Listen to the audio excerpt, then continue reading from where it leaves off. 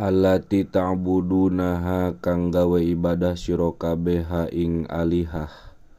min dunillahi saking saliyane Allah ay gairihi tegese saliyane Allah litu'ayyinakum drepon yentah nulungan ia alihah ing sira kabeh. In kuntum lamun ana sira kabeh sodikina iku kang bener kabeh pi anna Muhammadan ing dalem satune Kangjeng Nabi Muhammad sallallahu alaihi wasallam qalahu mangka ngadawuh ye Kangjeng Nabi hu ing Quran min indillahi min indi nafsihi saking sanding dheweke Kangjeng Nabi. Fafa'alu mangka migawe sira kabeh zalika ing mengkono-mengkono ityan yen baru jugantung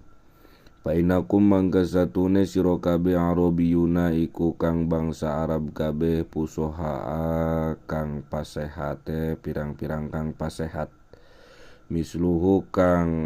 saumpamane Kangjeng Nabi wala ma'ajajulan samang-samang saapes kitu salan samang-samang saapes ieu kupar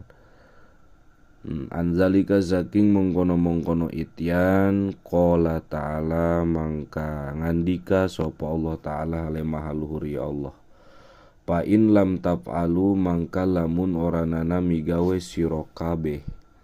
ma zukira ing barang kang den tutur ieu ma li ajzikum karena apese sira kabeh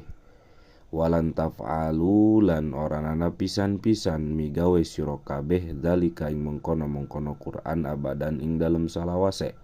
li zuhuri ijazihi karena ngazuhirkeun ngapeskene Quran i'tiradun ya iku jumlah i'tiradiyah